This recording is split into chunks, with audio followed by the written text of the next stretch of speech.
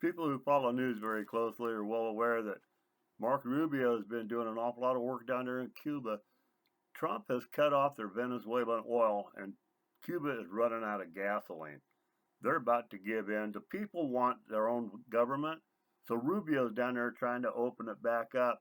He's negotiating with them, and he's a tough guy. A lot of Cubans, since Rubio is Cuban, a lot of Cubans want Trump to put him in charge of Cuba as though he's the Cuban president.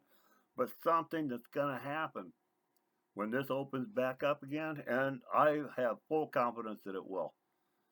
Cuba is the fantasy island of vintage cars from the 40s and 50s. They got shut down, taken over by the communists in 1959 under Castro, and they had trade embargoes on them. They were stuck. The people are broke. They couldn't get new cars in, and when they did, the people couldn't afford them. Even now, just a little crappy Peugeot will cost you $250,000. These people, they can't get parts for the cars they've already got, so they're all cobbled up. But look at these cars they've got down there. Because of the climate, the bodies in chrome can be preserved as long as they've been taking care of them the whole time. Then they're pretty well maintained. These guys have been piecing these cars together because they can't get parts either.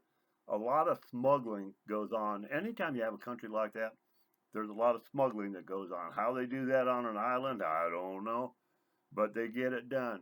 So they get some parts that they need are smuggled in. Other times they just have to go with something new. They get Russia and Chinese cars down there right now mostly. And these Chinese cars that they get, they're at the bottom of the barrel. They're little pieces of junk, gas powered junk. This is called a Greeley CK. That's what all the cops drive down there. It's a little four banger piece of junk. It's the Chinese equivalent of a Yugo. That's all it is. That tells you everything you need to know about these cars.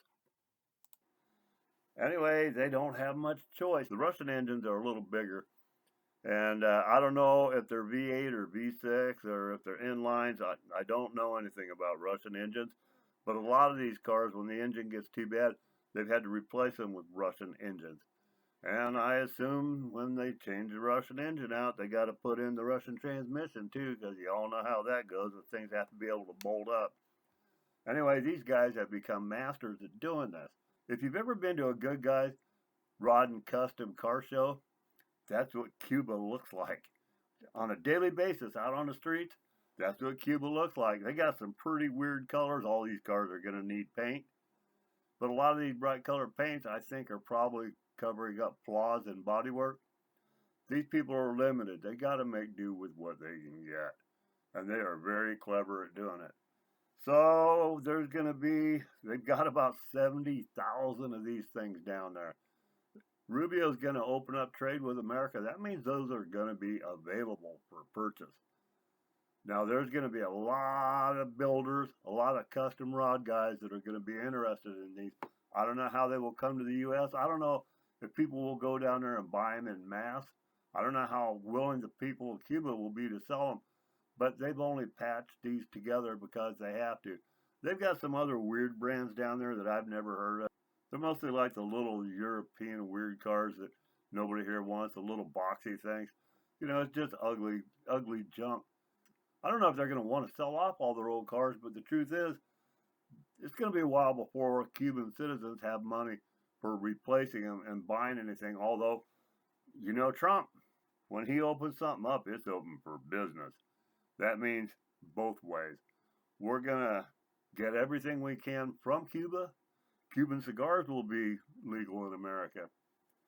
But we're also going to be able to sell things to them as their economy grows and the people start getting more money. So 70,000 of these beautiful vintage cars are going to be available. And look at the chrome. The climate down there is kind of like the Southwest America where there's so many beautiful old vehicles. I couldn't believe it the first time I went to the Southwest states and saw all the old cars and trucks just sitting around different places, and a lot of them still look good. Yeah, there's going to have to be a lot of work on these, but the bodies are original. The chrome is still there. That's what counts.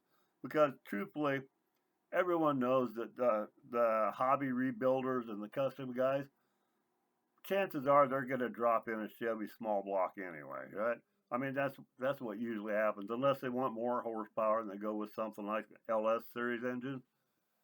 But these people that rebuild these kind of cars, most of them plan on replacing the engine and training and all that anyway. But the nice thing about these cars, you don't have all the sensors and all the garbage. It's just original old cars. You change the bearings, do a little maintenance on it once in a while, and they're good to go again. They've got the glass, they've got the chrome, they got the mirrors, they got the original dashes in them, and they're all in pretty good shape. It's a lot better than a lot of the cars that already get rebuilt here because everybody knows about the cars getting drug out of the fields and hauled in on flatbed. They have to be cranked up. And you got to take them down, clear the frame before you can even start thinking about actually restoring it. People that do that, when they see these kind of cars, they've got a lot more to work with. Imagine tearing apart one of those old cars from the 40s or 50s that needs to be redone and having it clean. I've been in on some of these rebuilds where you drag an old car out of the field and just start going through it. My God, they're full of mouse crap. They've got nests all over in them. They stink. They're dirty. They're all rusted up. The frames are rusted. All the bolts are rusted into like one piece, like they're welded by nature. Everything's got to either be split off or my favorite trick with those bolts, you know you're not going to spin them off all the way. A lot of times you can't get to the bolt head, and that means they're going to start spinning on you and you got to cut them out. I always like to just put some meat to it and tighten it up instead of trying to loosen it. Just tighten it up and snap that bolt and be done with it. But you're not going to have to do that on these cars because these guys have been working on them the whole time. From the 40s and 50s, the Cuban Revolution, when Castro and his brother took over, that was in 1959. So all of these cars are before that time, the 40s and the 50s. This is going to be a feeding frenzy for the car guys. Now, these aren't going to be cars that you could put in something like the Barrett Jackson show. You're not going to have numbers correct cars matching up out of this. It's just not going to happen because they've done what they can to keep these things running. A lot of the parts were smuggled in, so like your water pumps are going to be different or aftermarket or patched in from something else. A lot of the stuff that is already in there isn't going to match up, but they're road ready. You might not want to drive one across America, but these people drive them around daily. The streets down there look like a good guy show. They just do. So get ready, my friends, because once they start getting Cuba actually opened up, there's 70,000 of these babies down there, and they're all going to be available for America. They've got all of the old brands. You know, Pontiac, Buick, Chevy, Ford, all the Chryslers. They're all there. Probably some Packards and stuff like that, too. I don't know. I haven't seen any in the pictures, but I don't know all of those 1940 and 50 cars either. A lot of those brands have disappeared. You know, Studebakers, I did see a couple Studebakers in some of these pictures. So there's going to be an awful lot coming in, and it's going to be fun. It's going to be interesting, and it's going to be a real shot in the arm for the hot rodders, rebuilders, and car guys in America. Get ready, guys. Clean out your garage. They're coming for us. Thanks for listening.